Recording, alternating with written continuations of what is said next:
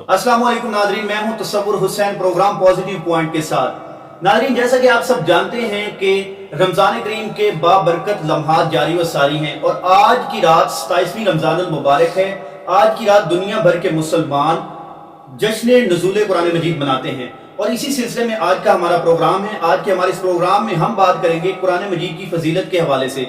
तो इस हवाले से हमारे साथ आज हमारे मेहमान मौजूद हैं मारूफ आलिम दीन मुतकल्लिम इस्लाम मुहिब्बे उम्मत अल्लामा कारी नियाज अहमद फरीदी साहब। जी कारी साहब अस्सलाम वालेकुम। वालेकुम अस्सलाम व रहमतुल्लाहि व बरकातुहू। जी माशाल्लाह। जी कारी साहब, आज की इस रात के हवाले से जो पहला सवाल है मेरा वो ये है कि चूंकि आज हम जश्न नुज़ूल कुरान मना रहे हैं, आज की रात कुरान मजीद का नुज़ूल हुआ, तो कुरान मजीद के नुज़ूल के हवाले से आप हमें बताएं कि ये कैसे और कब नाजिल हुआ।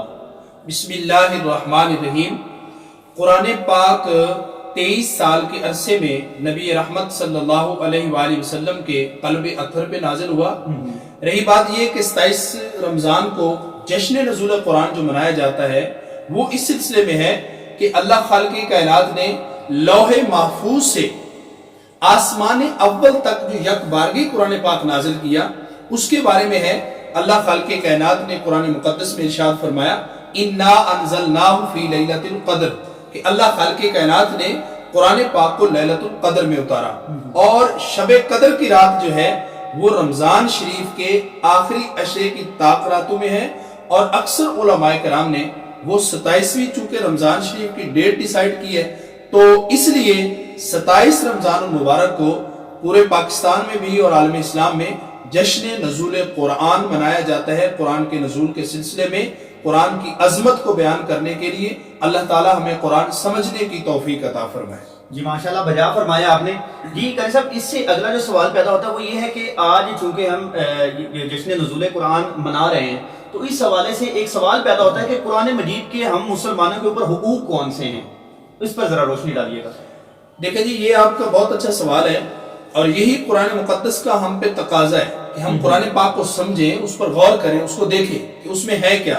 कुरान पाक का पहला हम पे हक ये है कि ये अल्लाह का कलाम है। हम ईमान रखें कि ये कलाम अल्लाह है, ये अल्लाह का कलाम है। जिस तरह के अल्लाह ताला ने हर नबी को मोजज़े अता फरमाए तो ये अजीम मोजज़ा है प्यारे आका करीम सल्लल्लाहु अलैहि वसल्लम का। हजरत दाऊद अलैहिस्सलाम के जमाने में अल्लाह खालिक़ कायनात ने लोहा चूंकि आम था तो अल्लाह के नबी को हजरत दाऊद अलैहिस्सलाम को अल्लाह खालिक़ कायनात ने वो मोजज़ा अता फरमाया कि आप हाथ रखते तो लोहा नरम हो जाता था। इसी तरह हजरत यूसुफ अलैहिस्सलाम को अल्लाह खालिक़ कायनात ने हुस्न का मोजज़ा अता फरमाया और हजरत मूसा अलैहिस्सलाम के दौर में चूंकि जादू सर चढ़ के बोल रहा था तो आपने जादू का तोड़ किया। इसी तरह हजरत ईसा अलैहिस्सलाम के ज़माने अत्हर में चूंकि तिब उरूज पे थी, हिकमत उरूज पे थी, तो आप जहां पे तिब लाजवाब थी कि मादरजात अंधे को ठीक करना, कोड़ी को ठीक करना, तो आप जनाब हाथ रखते थे। ये आपका मोजज़ा था कि अल्लाह खालिक़ कायनात उस मरीज को शिफा अता फरमा देता था। इसी तरह जनाब नबी पाक अलैहिस्सलाम के दौरे अत्हर में आपके ज़माने नबवी में ये था कि उस दौर में अरब के बड़े बड़े शोरा जो हैं वो कलाम लिखते फसाहत और बलागत के साथ और उनको अरबी ज़बान की फसाहत पे बड़ा फ़ख्र था। तो अल्लाह खालिक़ कायनात ने कुरान पाक नाज़िल किया, इन्ना आतैनाकल कौसर फसल्लि लिरब्बिका वन्हर इन्ना शानियका हुवल अब्तर। यानी ऐसा प्यारा फसाहत और बलागत के साथ कलाम जो है वो जिस वक्त सामने आया अरब के शोरा के तो वो अंगुश्त बदंदा थे कि ये अल्लाह का कलाम है, ये किसी बशर का कलाम नहीं हो सकता। तो ये सबसे पहला जो कलाम इलाही का हक है वो ये है कि हम इसको अल्लाह का कलाम समझें। दूसरा ये है कि इसमें किसी किस्म की क़यामत तक कोई तब्दीली नहीं हो सकती, गड़बड़ नहीं हो सकती। उसकी वजह यह है कि ये अल्लाह का कलाम है, बदले का ज़माना लाख मगर कुरान ना बदला जाएगा। ये अल्लाह का कलाम है, इसका एक हरफ भी नहीं बदला जा सकता। ये हो सकता है हमारा ये पंजाब टेक्स्ट बोर्ड एक साल के लिए 2020 के लिए एक निसाब मुरतब करके पब्लिक करे, लेकिन 2021 में उसकी चेंजिंग आ जाती है। मैथ में, फिजिक्स में, बायो में, मुतालिया में, साइंस में ऐसे सब्जेक्ट्स होते हैं कि वो जिस वक्त वो मुनासिब समझते हैं उनको चेंज कर देते हैं। तो पैटर्न चेंज भी हो सकता है, उनका निसाब चेंज भी हो सकता है, लेकिन ये अल्लाह का कलाम है, इसमें किसी किस्म की कोई गलती की गुंजाइश नहीं है। बल्कि हजरत इमाम शाफी रहमतुल्लाह अलैह ने एक रिसाला लिखकर किताब اپنے شاگردوں کو دی کہ اس کو بار بار ریپیٹ کریں، اس کا مطالعہ کریں، کہیں غلطی نہ ہو، تو 80 دفعہ مطالعہ کیا گیا، 80 دفعہ ہی شاگردوں نے، اسٹوڈنٹس نے غلطیاں نکالی، تو آپ نے فرمایا بھائی اس کو چھوڑ دو، صرف اللہ کے کلام کا حق ہے کہ جو غلطی سے پاک ہے، کہ اس میں کوئی غلطی نہیں ہے، ادروائز جتنی بھی دنیا کی بکس ہیں ان میں غلطی کا امکان ہے، تبدیلی کا امکان ہے۔ تو یہ دوسرا قرآن پاک کا حق ہے کہ اس کو جناب اس میں تبدیلی کا جو ہے کسی قسم کا تصور نہیں۔ تیسرا حق اس کا یہ ہے کہ اس کے بعد کوئی وحی نہیں ہے۔ اگر کوئی شخص قادیان سے اٹھ کر یہ بکواس کرے کہ ٹیچی آتا ہے میرے پاس وحی لے کر، تو ہم اس کو دنیا کا سب سے جھوٹا شخص سمجھیں گے کہ یہ دنیا کا سب سے جھوٹا آدمی ہے۔ اللہ کے کلام کے بعد، اس وحی الہی کے بعد کسی وحی کا تصور نہیں ہے۔ اور اسی طرح جناب چوتھا اس کا حق ہے کہ اس کو تلفظ کے ساتھ صحیح پڑھا جائے، اس کی ادائیگی صحیح ہو۔ اگر کوئی آدمی ایسا ہے کہ وہ صحیح نہیں پڑھ سکتا، اڑ کے پڑھتا ہے، تو اللہ خالق کائنات اس کو ڈبل ثواب عطا فرمائے گا۔ قرآن مقدس ایک ایسی کتاب ہے، اگر آپ دیکھ کے پڑھیں تو آپ کو زیادہ ثواب ملے گا، چونکہ عالم دین کا چہرہ دیکھنا ثواب ہے، کعبہ شریف کی زیارت کرنا ثواب ہے، والدین کا چہرہ دیکھنا ثواب ہے، اور قرآن پاک کو دیکھ کر پڑھنا، قرآن پاک کے صحیفہ جو ہمارے پاس کتابی شکل میں اس کی زیارت بھی ہمارے لیے عبادت ہے، کہ وہ اللہ کا کلام ہے۔ تو کوشش کرنی چاہیے کہ ہم اپنے بچوں کو کلام الہی کا ادب سکھائیں اور صحیح تلفظ کے ساتھ پڑھنا سکھائیں۔ اب یہی صورتحال ہے کہ قرآن ہم پڑھتے ہیں لیکن اس کی پروننسیشن ٹھیک نہیں ہوتی، جس کا نقصان ہوتا ہے، اور ادب ہم اپنے بچوں کو سکھائیں۔ ملا عبدالحکیم سیالکوٹی رحمۃ اللہ علیہ قرآن پاک کے حافظ تھے، وہ منزل کیا کرتے، یاد کرتے قرآن پاک، بادام روغن وہ ڈال کے ایک تھال میں تو رکھ دیتے تھے پاؤں کے نیچے، تاکہ ان کے دماغ کو ٹھنڈک پہنچے اور وہ زیادہ سے زیادہ آسانی سے قرآن پاک یاد کر سکیں۔ لیکن اس وقت کا جو حاکم تھا، اس نے پولیس کی ڈیوٹی لگائی کہ حافظ صاحب جس وقت وہ تھال چینج کرے پانی کا تو ہمارے پاس لایا جائے اس تشت کو۔ تو وہ اس کے گھر میں جاتا تھا، تو جب تحقیق کی گئی کہ وہ کرتے کیا تھے، تو وہ جو حاکم وقت تھے وہ یہ کہتے تھے اپنے بچوں کو کہ یہ پانی ایک حافظ قرآن کے پاؤں کو چوم کے آیا ہے، لہٰذا پیالیوں میں ڈال کر پیو، جب تم یہ پانی پیو گے تو اللہ تعالیٰ تمہاری زندگیوں میں برکت نازل فرمائے گا، علم نور تمہیں عطا فرمائے گا۔ جب ہم بچوں کو اس طرح قرآن اور صاحب قرآن اور قرآن والوں کا ادب سکھائیں گے اور تلفظ کے ساتھ قرآن پاک سکھائیں گے تو ہمارے سینے میں قرآن پاک کا نور اترے گا۔ اور ایسے ہی جناب اگلا اس کا حق ہے کہ اس کو حفظ کیا جائے۔ چھٹا قرآن پاک کا حق یہ ہے کہ اس میں ہر چیز موجود ہے۔ اب آپ ذہن میں آ سکتا ہے کہ 500-600 صفحے کی کتاب ہے، تاج کمپنی کی حافظ والوں نے اس کو چھاپا ہے، پرنٹنگ پریس سے گزارا ہے، اور وہ 300-400 صفحے کی 500 صفحے کی بک ہے، اس میں ساری دنیا کے لوگ کیسے آگے۔ اب تو بڑا آسان ہو گیا ہے کہ سائنس اتنی ترقی کر گئی ہے کہ سم کارڈ میں کتنی میموری ہوتی ہے، ہزاروں گھنٹوں کی موویز ہیں چھوٹے سے سم کارڈ میں آ گئی۔ اور اسی طرح جناب موبائل فون کی میموریز آپ دیکھ لیں تو یہ سمجھنے کے لیے کافی ہے۔ قدرتی مناظر تو ویسے ہی پہلے ہمارے پاس موجود ہیں کہ بول کا اتنا بڑا درخت ہوتا ہے ایک بیج میں موجود ہے، اور کیکر کا اتنا بڑا درخت جو ہے وہ ایک پھلی میں موجود ہوتا ہے۔ تو اسی طرح جو پاک ذات اتنے بڑے بوہڑ کے درخت کو، اتنے بڑے کیکر کے درخت کو ایک پھلی میں بند کر سکتی ہے، وہی ذات پوری کائنات کے علوم کو قرآن مقدس میں بند کر سکتی ہے۔ اور حضرت جنید بغدادی رحمۃ اللہ علیہ نے تصوف کے موضوع پہ رسالہ لکھا، آپ نے جناب اس پر تحقیق کی، پھر اپنے مرید سے فرما کہ جاؤ اس کو دریا دجلہ میں پھینک کے آؤ۔ تو اس نے کہا جی یہ ہے کیا؟ جب میں اس کو پھینکنے کے لیے گیا ہوں تو پانی نے بھی راستہ چھوڑ دی ہے۔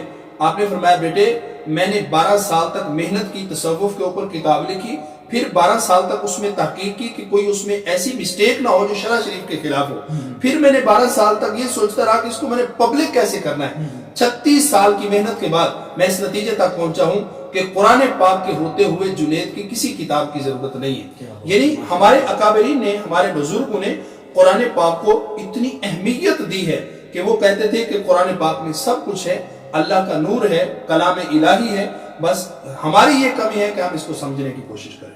جی ماشاءاللہ بہت ہی پیارے انداز میں آپ نے جو ہے قرآن مجید کی فضیلت کو جو ہے بیان کیا ہے۔ تو اس سے اگلا چونکہ ابھی آپ نے ذکر کیا، میرے ذہن میں ایک سوال آیا ہے، آپ نے ذکر کیا پرنٹنگ پریس کا، جی جی اس میں ابھی ہمارے پاس موجود ہے تاج کمپنی کا، حافظ کمپنی کا، مختلف کمپنیوں کے جو ہے نا قرآن مجید کے صحیفے ہمارے پاس موجود ہیں. تو ایک ذہن میں ایک سوال پیدا ہوتا ہے کہ دور نبوت میں یا اس سے بعد جو اسلام کے جو ابتدائی دور تھا اس میں جب قرآن مجید نازل ہو رہا تھا یا صحابہ کرام کے دور میں، قرآن مجید کو اس وقت تو پرنٹنگ پریس تھا نہیں، اتنا جدید سسٹم نہیں تھا، تو قرآن مجید کو محفوظ کیسے کیا گیا اس کے بارے میں ذرا بتا دیں. یہ بہت اچھا سوال ہے آپ کا کہ نبی پاک علیہ السلام کے دور مبارک میں 23 سال تک قرآن نازل ہوتا رہا، اور آقا کریم علیہ السلام کے دور میں کھجور کے پتوں پہ موجود تھا، اونٹ کی ہڈیوں پہ موجود تھا، مختلف قسم کی چال پہ، اور اس دور میں 60 صحابہ کرام کا باقاعدہ بورڈ تھا جو قرآن پاک کو لکھا کرتا تھا، سیو کرتا تھا ان کو. نبی پاک علیہ السلام کے دور کے بعد پھر حضرت صدیق اکبر رضی اللہ تعالیٰ عنہ سے حضرت عمر نے درخواست کی کہ جس وقت یہ ایشو اٹھا کہ جناب یمامہ کے موقع پر 700 صحابہ کرام حفاظ کرام شہید ہوئے، تو آپ نے پھر حضرت زید بن ثابت کی نگرانی میں باقاعدہ طور پہ ایک بورڈ تشکیل دیا کہ جو قرآن پاک کو ایک صحیفے کی شکل میں جمع کرے. تو اس وقت پھر جمع ہوا، پھر صدیق اکبر پاک کے پاس یہ رہا نسخہ جو اس وقت جمع کیا گیا. اس کے بعد پھر حضرت عمر فاروق کا دور آیا، ان کے پاس رہا. ان کے بعد پھر حضرت سیدہ حفصہ کے پاس، ام المومنین سیدہ حفصہ پاک جناب حضرت عمر فاروق رضی اللہ تعالیٰ عنہ کی شہزادی آپ کی بیٹی کے پاس رہا. اس کے بعد پھر جب حضرت عثمان غنی کا دور آیا تو آپ سے پھر حذیفہ بن یمان نے درخواست کی کہ اب نسخے جو ہیں وہ بھی کافی ہو گئے ہیں، تو کیوں نہ ایک نسخے پہ اتفاق کر دیا جائے. تو پھر حضرت عثمان غنی کے دور میں ایک ہی صحیفے کو ترتیب دیا گیا، باقی جو صحیفے تھے ان کو سائڈ پہ کر دیا گیا، تو پھر ایک ہی صحیفے پہ اتفاق ہوا. اسی لیے حضرت عثمان غنی رضی اللہ تعالیٰ عنہ کو جامع القرآن کہتے ہیں. باقی رہی بات یہ کہ بعد میں جو اعراب کا سلسلہ ہے، چونکہ عربی لوگوں کو تو ضرورت نہیں تھی اعراب کی، اعراب لگانے کی. اب ہمارا جو مسئلہ ہے، ہم اعراب کے بغیر نہیں پڑھ سکتے، تو جو صحیفے کی شکل دی جامع القرآن حضرت عثمان کو اسی لیے کہتے ہیں کہ انہوں نے ایک صحیفے کو، ایک نسخے کو حتمی شکل دی. اس کے بعد جناب اعراب جو ہے حجاج بن یوسف نے ڈیوٹی لگائی ابو اسود دولی کی، اس نے پھر اعراب لگا کے اجمیوں کے لیے قرآن پاک اور آسان کر دیا. اور باقی یہ جو رکوع ہیں ان کا سلسلہ جو ہے حضرت عثمان غنی رضی اللہ تعالیٰ کے دور میں جب تراویح کی نماز ہوتی تو جہاں پہ امام صاحب بریک لگاتے، جہاں پہ تلاوت مکمل کرتے، تو وہاں پہ ایک رکوع، جس جگہ پہ رکوع کرتے تو وہاں پہ رکوع کا نشان لگا دیا گیا. ایک روایت یہ بھی ہے. باقی ربع، ثلث اور یہ جو نشانات ہیں مامون عباسی کے زمانے میں لگائے گئے. تو اس طرح یہ جو کتابی شکل ہے قرآن مقدس کی اور اس کے جو اعراب ہے وہ نبی پاک علیہ السلام کے دور میں بعد میں لگائے گئے. اعراب کی تشکیل، رکوع اور 7 منزلیں ہماری آسانی کے لیے کہ 7 دن میں قرآن پاک ختم ہو سکے. تو اللہ تعالیٰ ہمیں قرآن پاک سمجھنے کی توفیق عطا فرمائے. جی ماشاءاللہ، بہت پیارا انداز میں آپ نے بتایا. اچھا، ابھی آپ نے بات کی کہ سمجھنا، قرآن مجید کو سمجھنا، تو ایک سوال یہ پیدا ہوتا ہے کہ جو ہمارے بچے قرآن مجید حفظ کرتے ہیں، جی تو جب وہ مدرسے میں جاتے ہیں تو ان کی ایج بہت کم ہوتی ہے، وہ قرآن مجید کو پہلے ناظرہ پڑھتے ہیں، پھر اس کو حفظ کرتے ہیں، تو کیا وہ حفظ کرنے کے ساتھ ساتھ ان کو قرآن مجید کو سمجھنے کی کتنی ضرورت ہے؟ قرآن مجید کی تفسیر کے بارے میں انہیں معلوم ہونے کے بارے میں آپ کا کیا خیال ہے کہ جو حفاظ کرام ہیں، ہمارے حافظ صاحبان ہیں، قرآن مجید کی سمجھ ان میں کتنی ہونی چاہیے؟ عصر حاضر میں یہ ایک المیہ ہے ہمارا. پہلے زمانے میں جو لوگ حفظ کرتے تھے وہ پہلے حفظ کرتے، اس کے بعد قرات، تجوید و قرات کے ساتھ قرآن کی پروننسیشن کا بخوبی اہتمام کرتے، اور اس کے بعد پھر جو ہے وہ عالم دین بنتے، اس پر ریسرچ کرتے، اور قرآن پاک کے بہت بڑا فہم رکھنے والے لوگ تھے. لیکن اب یہ کیفیت ہے، ایک ٹرینڈ چل پڑا ہے کہ جناب بچوں کو حافظ قرآن بنا دو اور صرف عربی کے الفاظ رٹا کے ان کے سینے میں منتقل کر دی جاتے ہیں. اس میں کوئی شک نہیں ہے کہ یہ بھی بہت بڑے اعزاز کی بات ہے کہ کسی کے سینے میں قرآن مقدس کے 30 سپارے ہوں، اس سے بڑا کوئی اعزاز نہیں ہے. لیکن قرآن کی جو اصل ہے، جو اس کا روح قرآن ہے، جو مقصد حیات ہے، اس کا جو مقصد نزول ہے وہ یہ ہے کہ قرآن کو سمجھا جائے. تو اب ہمارے مدارس میں یہ ہونا چاہیے کہ حفظ کے ساتھ ساتھ قرات اور عالم دین ضرور حافظ قرآن کو بنایا جائے، تاکہ جتنی بھی روایات قرآن کی شان میں، حافظ قرآن کی شان میں نازل ہوئی ہیں، وہ کما حقوق اس کا مصداق ہو سکے. دیکھیں، قرآن پاک جیسا علوم کائنات میں قرآن مقدس جیسی تعلیم نہیں ہے. اللہ کے سچے رسول نے اس تعلیم کو بہتر قرار دی ہے. پھر دنیا کا نظام تعلیم ہے کہ آپ کسی دنیا میں کسی علم کے حصول کے لیے آپ جا رہے ہیں. ایک سٹوڈنٹ ہے، وہ کالج میں جا رہا ہے، سائی وال کالج جا رہا ہے، یا لاہور پنجاب یونیورسٹی جا رہا ہے، اسلام آباد نواں یونیورسٹی جا رہا ہے، کسی ادارے میں جاتا ہے اور وہاں پہ جا کر وہ تعلیم حاصل کرتا ہے، اگر خدا نہ خواستہ راستے میں ایکسیڈنٹ ہو گئے، فوت ہو گیا، اس کا تعلیمی سلسلہ ختم ہو جاتا ہے، تسلسل ختم ہو جاتا ہے۔ بعد میں ہم دیکھتے ہیں ڈگریاں آتی ہیں اور گولڈ میڈل آتے ہیں، مائیں ان کو چوم کر دیکھ کر روتی ہیں کہ ہمارے بچے کا تعلیمی سلسلہ ختم ہو گیا۔ لیکن قرآن کی تعلیم کا یہ اعزاز ہے، اگر ایک آدمی نے 18 سپارے حفظ کیے اور 18 سپارے حفظ کرنے کے بعد اس کی وہ ایکسیڈنٹ ہوتا ہے، فوت ہوتا ہے، اللہ معاف کرے، تو جب اس طرح کا کوئی حادثہ ہوتا ہے خدا نہ خواستہ، تو جس وقت ہم اس کو قبرستان میں دفن کر کے واپس پلٹتے ہیں تو اس کی قبر کو کلاس روم بنا دیا جاتا ہے، فرشتوں کی شکل میں اس کو استاد، جو دنیا میں استاد تھا نا، اسی کی شکل کا فرشتہ پیدا کر کے اسی کی شکل میں اس کو قرآن پڑھانا شروع کر دیتا ہے۔ وہ عرض کرتا ہے میرے مالک یہ تو قبر ہے، کلاس روم تو نہیں ہے۔ تو فرشتے عرض کرتے ہیں کہ یہ تعلیم قرآن اللہ کو اتنی پسند ہے کہ جو باقی 12 سپارے رہ گئے ہیں نا، اللہ کی طرف سے حکم ہے کہ اس کو قبر میں مکمل کرو۔ کیا بات ہے، تو یہ بہت بڑے اعزاز کی بات ہے، یہ سلسلہ جاری رہتا ہے۔ اور اس کے بعد جب حافظ قرآن فوت ہو جاتا ہے تو اللہ تعالیٰ سے فرشتے ڈیمانڈ کرتے ہیں کہ میرے مالک ہمیں اجازت دے ہم اس کی قبر کی زیارت کر کے ہیں۔ قبر کی زیارت کے لیے فرشتے اترتے ہیں، اور پھر میدان حشر میں تو کیا اعزاز ہے، اس کے والدین کو جناب نوری تاج پہنایا جا رہا ہے اور اذن شفاعت دیا جا رہا ہے کہ جناب اس کے لیے شفاعت ہے کہ وہ سفارش کرے خاندان کے لوگوں کی۔ ایک حدیث میں 7 کا ذکر ہے اور ایک میں اس سے بھی زیادہ کا ذکر ہے۔ تو یہ حافظ قرآن کا اعزاز ہے۔ اور باقی ہم ویسے بھی دنیا داری میں دیکھتے ہیں کہ ایک آدمی نے F A, matric, B A, M A, M Phil, P H D, doctorate کرنے کے بعد اس کے والدین فوت ہوتے ہیں۔ ہم نے کبھی نہیں سنا کہ کوئی بچہ یہ کھڑے ہو کے کہے کہ جناب میری میٹرک کا ثواب، میری ایف اے کا ثواب، میری بی اے کا ثواب جو ہے میرے والد کی روح کو پہنچا دیں۔ ہاں اگر اس کے سینے میں قرآن کا نور ہے تو وہ سورت یاسین تلاوت کرے گا، وہ سورت اخلاص پڑھے گا، وہ فاتحہ شریف پڑھے گا اور عرض کرے گا کہ یا اللہ اس کا ثواب میرے والد کی روح کو پہنچا، میرے والدین کی روحوں تک اس کا ثواب پہنچا دے۔ تو یہ قرآن کی تعلیم کا دنیا میں بھی فائدہ ہے اور آخرت میں بھی فائدہ ہے۔ تو کوشش کرنی چاہیے کہ اگر اللہ خالق کائنات نے اولاد کی نعمت سے نوازا ہے تو ایک بچے کو ضرور حافظ قرآن بنانا چاہیے۔ جی بالکل، آپ نے بجا فرمایا۔ اچھا قاری صاحب، جو اس کے حوالے سے جو ہمارا آج کا آخری سوال میں آپ سے یہ کروں گا کہ جیسا کہ ایک یہ ہمارا ایمان ہے کہ جو قرآن مجید ہے وہ تمام علوم کا مجموعہ ہے۔ اس کتاب میں اللہ تعالیٰ نے دنیا کے تمام علوم جو ہیں وہ اکٹھے کر کے رکھ دیے۔ اب اس کتاب کو پھر اس لحاظ سے اگر اس نظر سے دیکھا جائے تو سمجھنا بہت مشکل ہے، کمپلیکیٹڈ چیز ہے۔ تو ایک عام آدمی کے لیے آپ کیا چیز سجیسٹ کرتے ہیں جس سے وہ جس کو اختیار کر کے وہ اس جو ہے قرآن مجید کو آسانی سے سمجھ سکے؟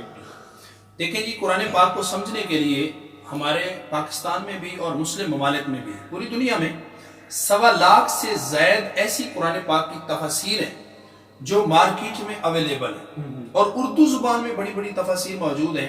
ہمارے ساہیوال میں نور القرآن شریف حضور قبلہ بابا جی ابو نصر منظور احمد شاہ صاحب دامت برکاتہم العالیہ بانی و محتمم جامعہ فریدیہ ساہیوال، آپ کے قلم سے اتنی خوبصورت قرآن پاک کی تفسیر ہے، تفسیر نور القرآن شریف، کہ اگر پرائمری کلاس کا بچہ 5th کلاس کے بچے نے قرآن کو سمجھنا ہے تو وہ اتنی آسان اردو میں لکھی ہوئی ہے کہ اگر وہ اس کو ریڈ کرنا شروع کر دے تو اس کو قرآن پاک سمجھنا آسان ہو جائے گا، یعنی بہت آسان ہے۔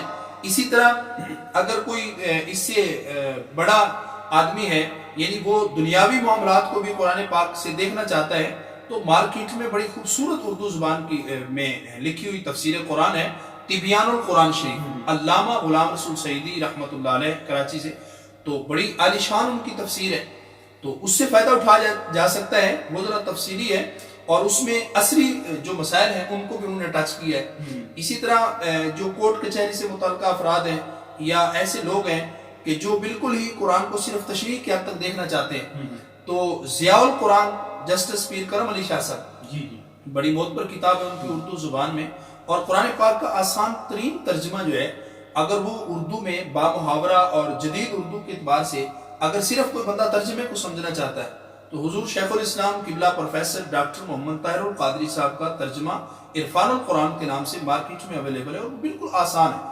تو ایک تو ہمارے پاس یہ اسباب ہے کہ اردو میں قرآن پاک کا اتنا آسان لٹریچر موجود ہے اس کو سمجھنے کے لیے کہ ہم اس سے استفادہ کر سکتے ہیں، نوجوان نسل کو اس سے استفادہ بھی کرنا چاہیے۔ اور دوسرا اس سے بھی آسان یہ ہے کہ ہمارے موبائل فون میں انٹرنیٹ پر ہمارا کافی سارا قرآن پاک کے سمجھنے کے حوالے سے کام ہو چکا ہے. جی جی بے شک. تو کافی ساری تفاسیر اس پہ اویلیبل ہیں، تو ہمارے بچے اس کو پڑھ سکتے ہیں.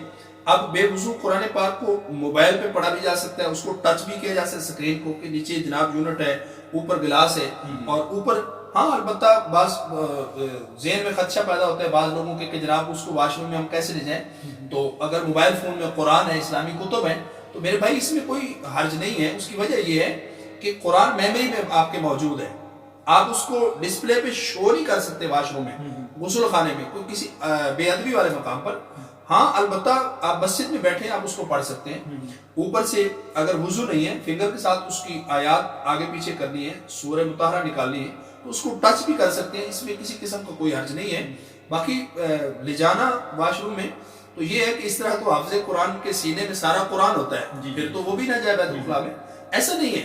اسلام کبھی بھی ایجادات کا دشمن نہ رہا ہے اور نہ ہے، لیکن یہ ہے کہ جتنے بھی ہماری سائنسی ایجادات ہیں، یہ سوشل میڈیا ہے، یہ موبائل فون ہے، یہ انٹرنیٹ کا یہ جو ذرائع ہے جدید ٹیکنالوجی کے، ہمیں ان کو قرآن کو سمجھنے کے لیے استعمال کرنا چاہیے، دین کے لیے ہمیں استعمال کرنا چاہیے، تاکہ ہم اس سے زیادہ فائدہ اٹھائیں. تو یہ بھی ایک آسان طریقہ ہے جی سمجھنے کا. اردو کی تفاسیر مارکیٹ میں، لیکن کوشش کرنی چاہیے کہ وہ تفاسیر لینی چاہیے جو انتہائی محقق عالم دین نے لکھی ہوں، جس میں کسی قسم کا جو ہے نا وہ کوئی تفریق نہ ہو اور تحقیقی مواد ہو اس میں، یعنی اکابرین سے ہٹ کر اس کا کوئی ترجمہ نہ کیا جائے. اور اسی طرح جناب موبائل فون سے بھی چونکہ تفاسیر اس میں اویلیبل ہوتی ہیں، اس سے بھی فائدہ اٹھایا جا سکتا ہے. اللہ پاک ہمیں سمجھنے کی قرآن پاک کو توفیق عطا فرمائے. جی ماشاءاللہ.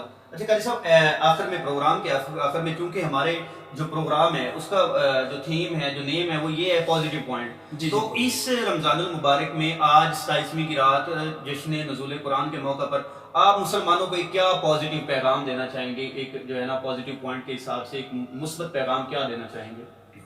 دیکھیں جی، ایک تو آپ کا یوٹیوب چینل جو ہے، یہ پیج آپ کا پازیٹیو پوائنٹ، یہ انتہائی خوبصورت ہے. پہلے تو میں آپ کو اس حوالے سے ہدیہ تبریک پیش کرتا ہوں کہ یہ آپ کا نام بہت اچھا ہے. دوسری بات یہ ہے کہ آپ نے یہ قرآن پاک جشن نزول قرآن کے حوالے سے 27ویں کے موقع پہ بہت اچھا پروگرام کیا ہے.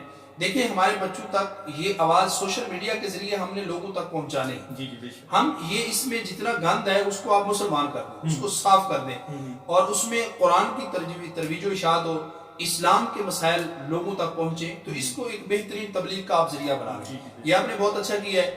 اب اس رات کے موقع پر میں یہ عرض کروں گا کہ چونکہ پورے پاکستان میں ایک کیفیت ہے اور کافی دنوں سے نظام زندگی مفلوج ہے کرونا وائرس کی وجہ سے، تو قرآن نے خود ہی بیان فرمایا ہے وَنَزِّلُ مِنَ الْقُرْآنِ مَا هُوَ شِفَاء، کہ اللہ خالق کائنات نے قرآن مقدس کو شفا بنا کے نازل کیا ہے. تو 27ویں کی رات میں جس وقت آپ قرآن پاک جشن نزول قرآن کے موقع پہ اس کی تلاوت کریں گے، تو قرآن چونکہ شفا ہے پورے پاکستان کے لیے، 57 اسلامک ممالک کے لیے، ملت اسلامیہ کے لیے، پوری دنیا کے مسلمانوں کے لیے ہم نے دعا کرنی ہے کہ اللہ خالق کائنات بالعموم پوری دنیا کو اور بالخصوص پاکستان کو اس وبائی مرض سے محفوظ فرمائے اور ہر قسم کے آفات و بلیات سے محفوظ فرمائے، اور ہمیں قرآن مقدس کے نور سے فائدہ اٹھانے کی توفیق عطا فرمائے، قرآن پاک کو سمجھ کر اس پر عمل کرنے کی توفیق عطا فرمائے.